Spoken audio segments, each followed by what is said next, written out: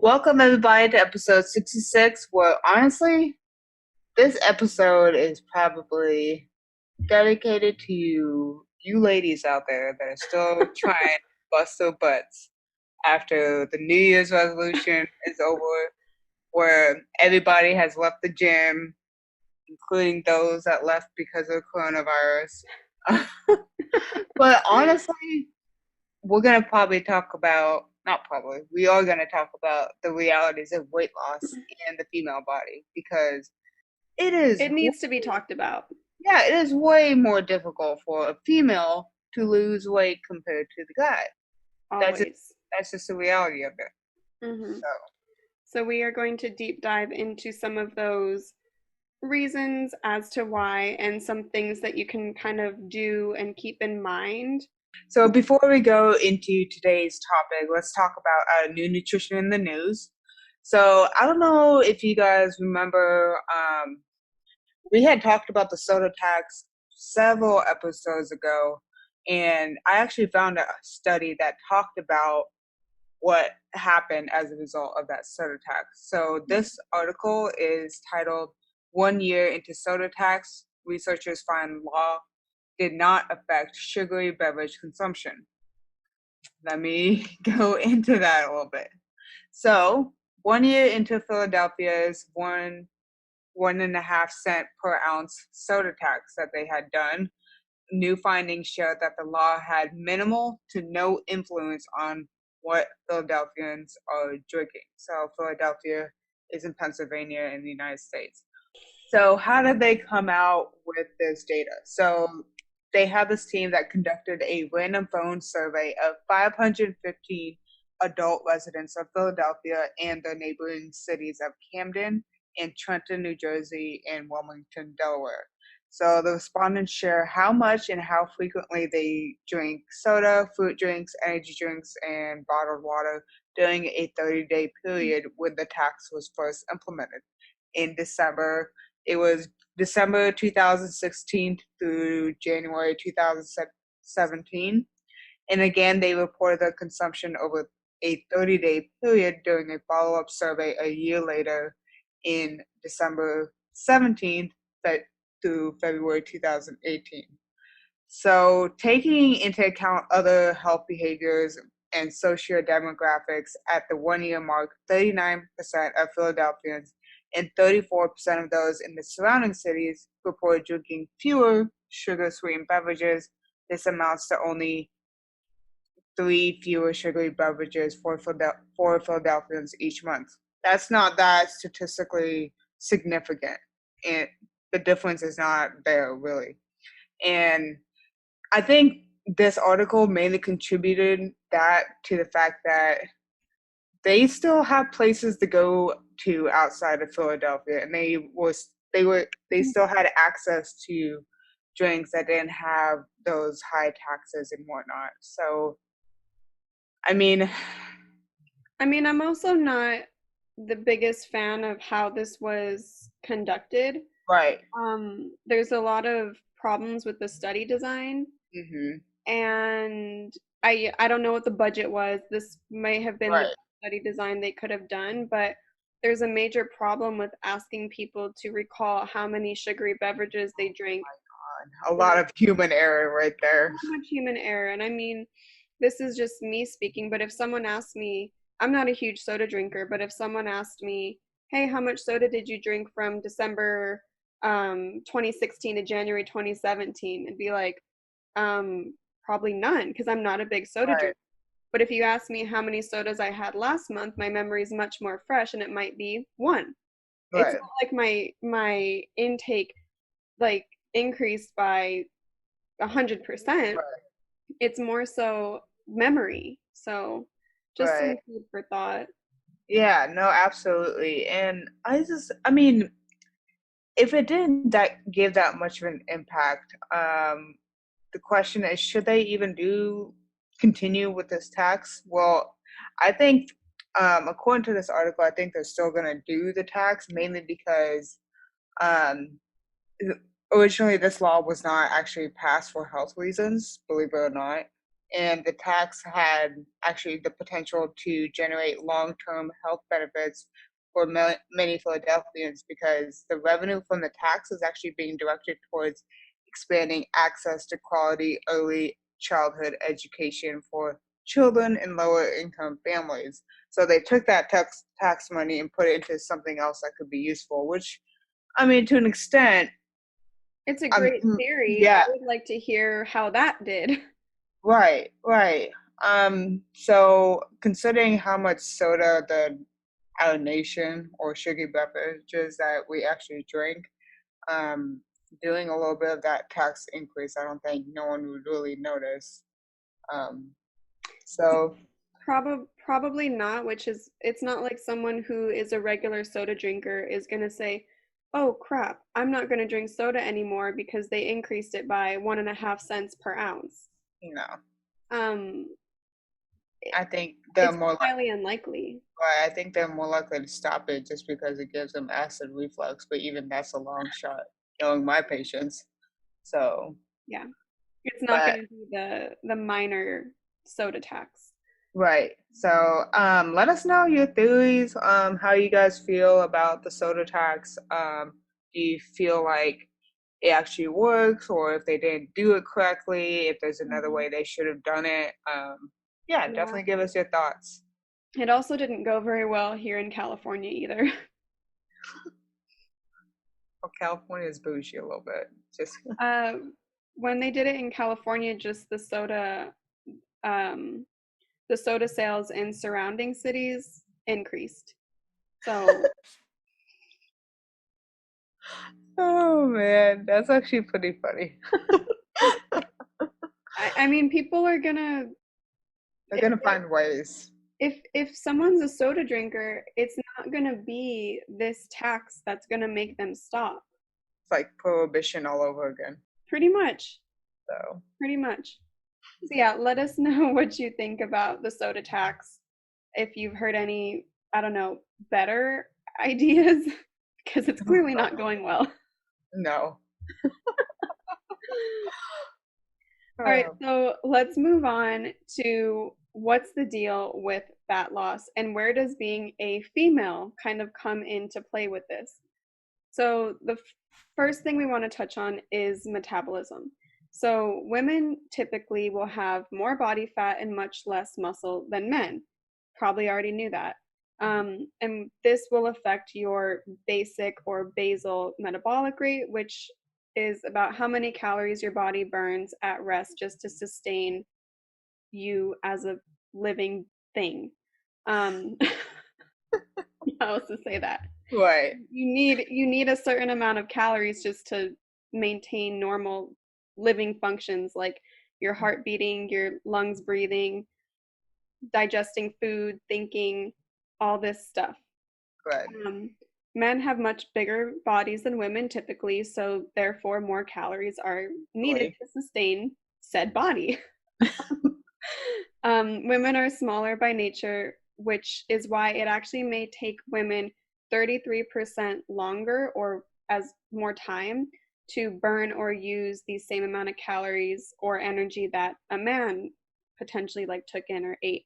So metabolic rate is in part driven by your muscle mass, and since women have much less muscle and more fat, that's kind of why our metabolic rate is smaller than men's. Also, we're just smaller. Think, smaller engines need less energy, bigger engines need more energy. We'd Um, be a terrible engine if we need a whole bunch of energy. what? I'm just saying, if we were a small engine that required a bunch of oil, we'd be a terrible engine. Like that Be a would not be problem. efficient. Not efficient at all. So this muscle mass is heavily related to testosterone.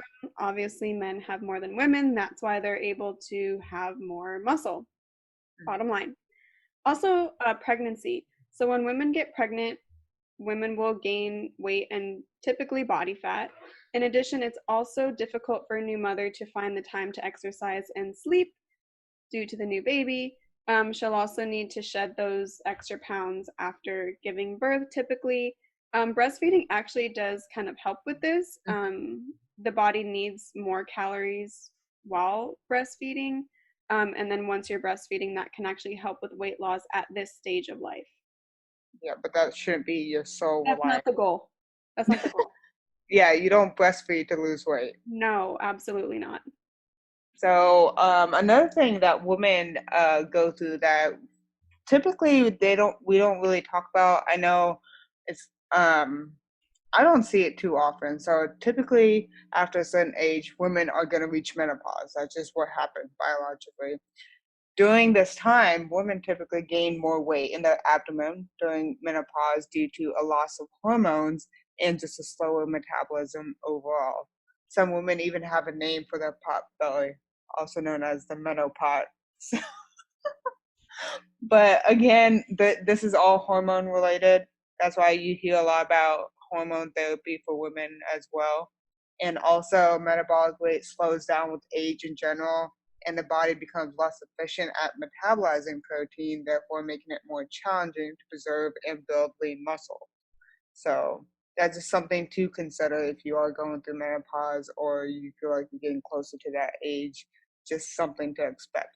So another thing that women go through that has been coming out in media or the news a lot more recently is PCOS. So PCOS also stands for polycystic ovary syndrome, and about 5 to 10% of women have this. So that's very important to consider. And if you are one of these people, this is another reason that you might be having issues losing weight. So basically, this is a condition characterized by, again, a hormonal imbalance that makes weight loss more difficult and causes menstrual irregularity. Or sometimes, if you have PCOS, you might have issues with fertility, but that's a different topic for another time.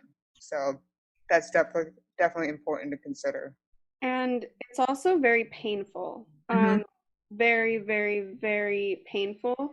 So that can keep a lot of women bedridden for hours on end, eating poorly because they, Right. are getting quick, convenient, easy foods, not exercising the way they should. So even hormones off the table, just the pain associated with it can Hmm. make it very challenging as well. Right. Um, so, as women, what can we do to help our situation? First and foremost is including resistance and weight training. We've seen this gain a lot of traction in the last few years with good reason. So, building muscle mass helps both men and women boost their metabolism. Having more muscle helps you burn off calories even when you're just kind of sitting on your butt at rest. That's that basal metabolic rate that we talked about. You can maintain muscle by doing resistance training at least twice a week for 20 to 30 minutes per session. This is especially important as you grow older. Your metabolism naturally slows down and you lose muscle as you age, men and women. So, stockpile some now while it's easier to build so that Right. when that natural process happens, you're not kind of in the negative, you know? There are several ways to approach resistance training. You can use machines at a gym or at home. You can use free weights or resistance bands. You can do group fitness classes such as Pilates, and even just your own body weight like push ups, squats, and lunges. A lot of women are super hesitant to do weight training because they're afraid that they'll start to look manly, but that is a huge misconception. We don't have the same amount of testosterone that men do. And I say this a lot to women, but there are some women who like dedicate their lives to building as much muscle as possible. You are not going to accidentally get too big. It just does not. Oops. I just stumbled upon like all of this muscle. Oh my gosh, how could this ever have happened? Um I'm still waiting on that day. I've been lifting on and off since I was 16, and I'm still here.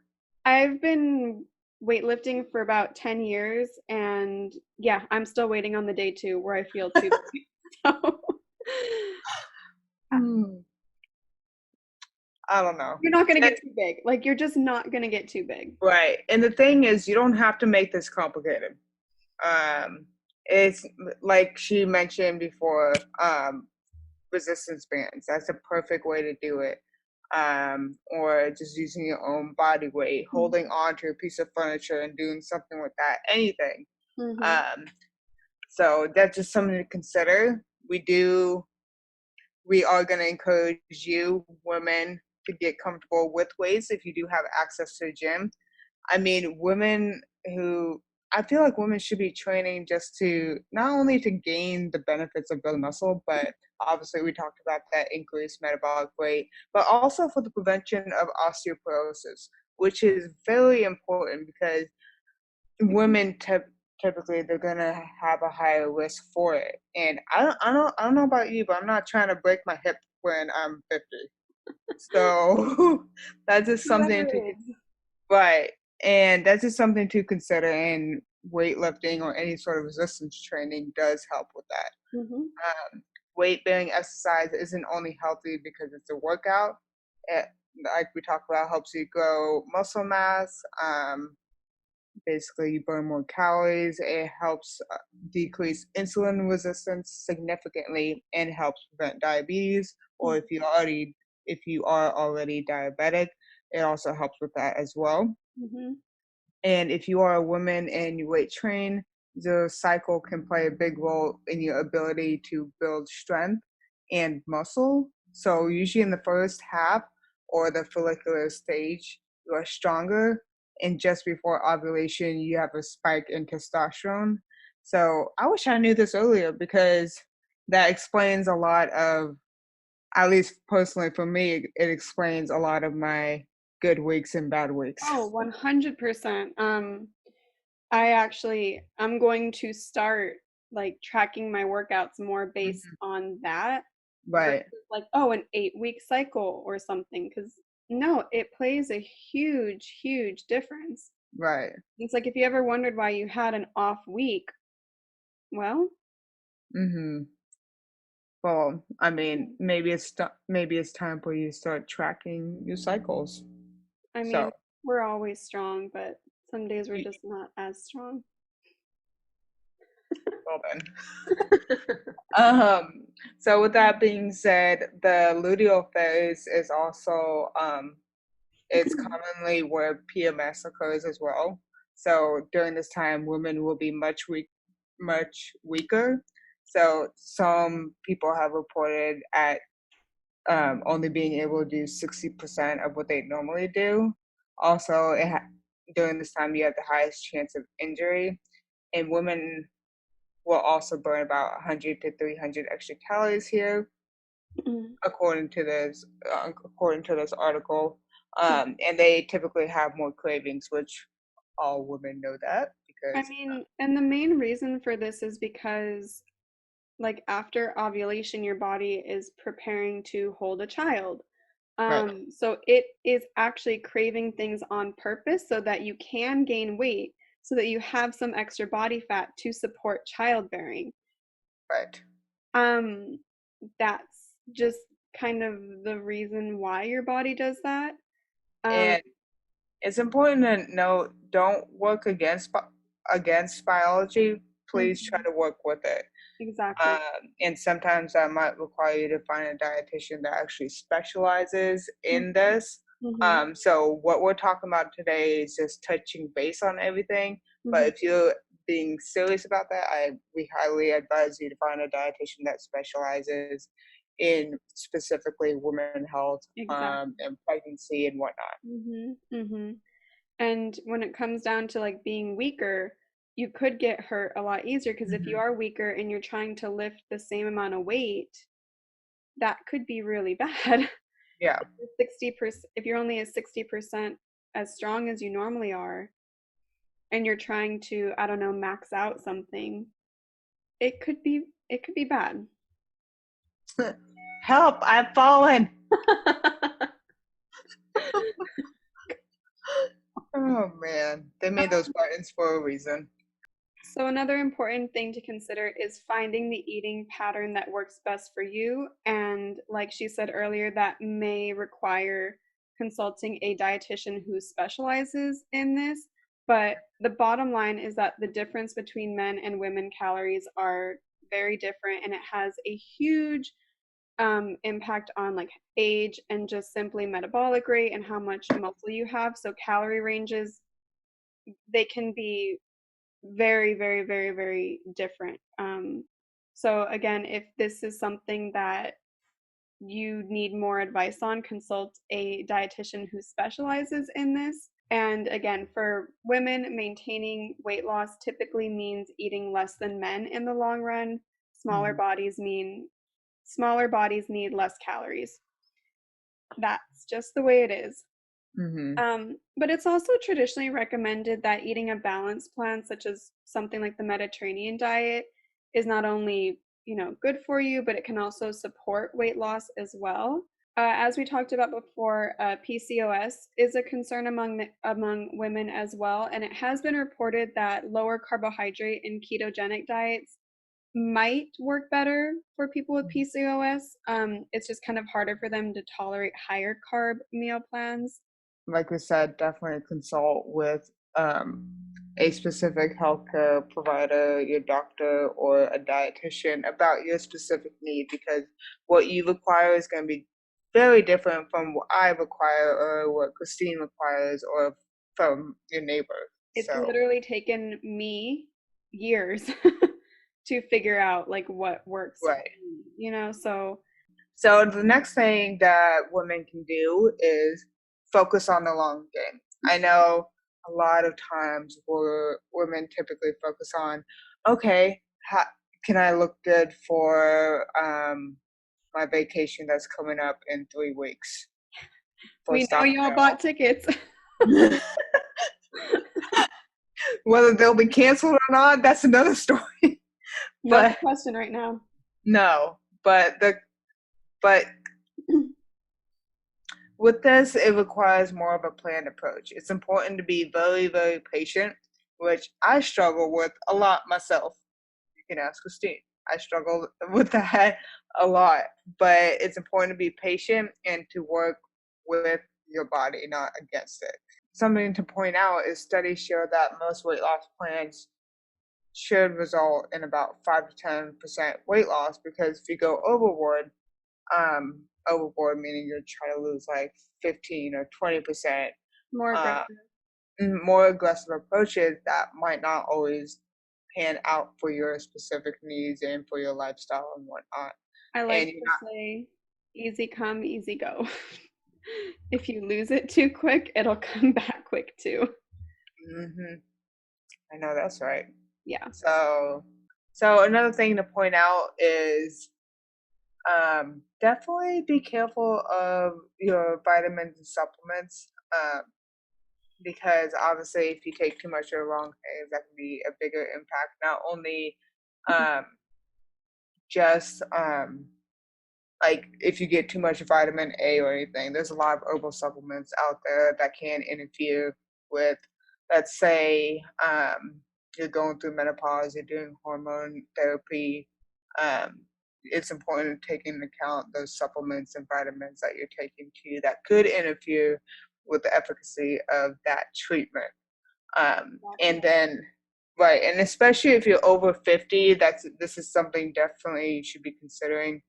But long story short, focus on the long term, because if you focus on anything short term, this has been told time and time again, it's not going to work out. It's just And not sustainable. Your if you body needs time. Like if, needs right, time. if you're looking for something sustainable, you're gonna have to find a way to be patient. Uh, like I don't know how else to say it. It's I true though. mean, I mean, we're just a podcast. Let's be honest. We're just a podcast. This is all that we can specifically do. But in regards to your own medical and nutritional needs Hmm. and how you want to approach things, Right. that's gonna be on you. Exactly. But the foundation of whatever routine or tactic or diet or whatever you're going to try to do, patience is literally at the bottom of every single thing. Patience and consistency is literally the foundation of, again, everything. Mm-hmm. So tie that in with the metabolism blues we have, the Hmm. pregnancy issues that we have. I said issues. the menopause issues that we're going to have, and for some of us, some PCOS issues, and we did not even touch upon. Well, maybe we'll touch upon this in another episode, but some of us might even have thyroid issues, which plays a whole other separate role as And well. we didn't even touch on birth controls either. That plays a huge role. So there are just like so many things working not in our favor. So if you guys want us to do a part 2 of this, we will more than happy to do so. We know there's a lot going on, so we just want to lay out the basics of what we're facing as women. Obviously, if you're a dude and you're listening to this, maybe listen for your wife or your best friend and help her out. But definitely let us know your thoughts, your feelings, your concerns about this.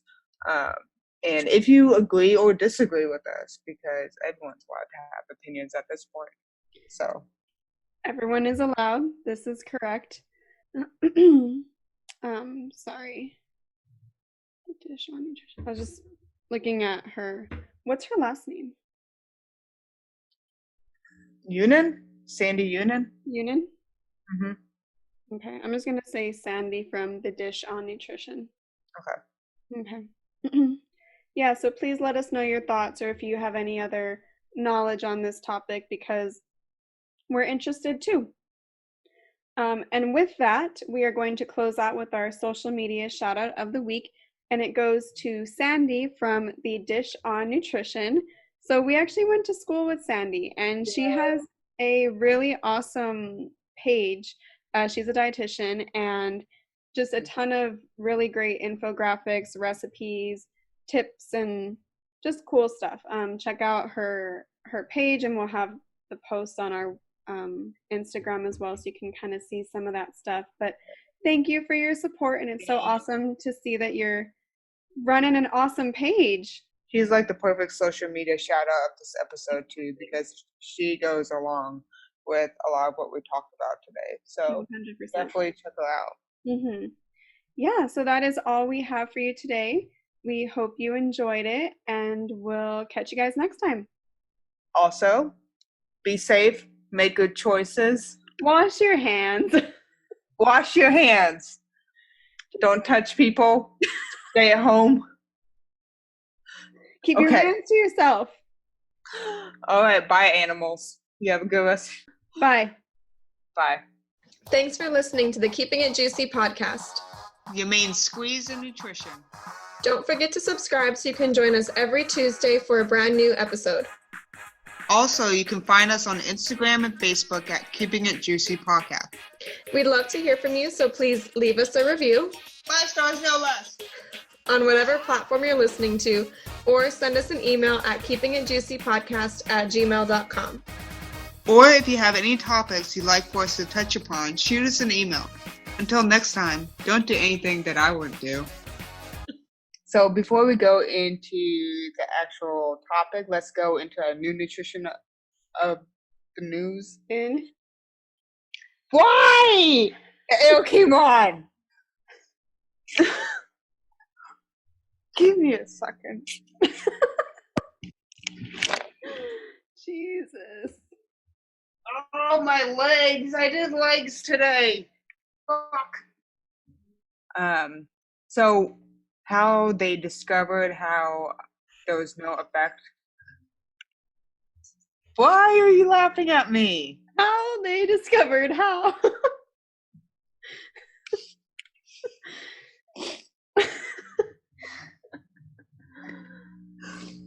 Do I sound like that lady from Harry Potter?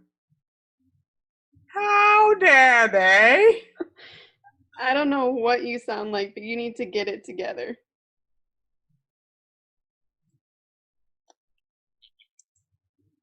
Sponsored by Coca-Cola. Okay, just kidding. I wouldn't be surprised.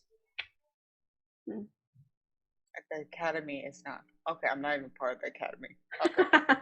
Academy dropout. Straight up. But so between 5 and 10% of women, they actually have. That sounded You would completely do that.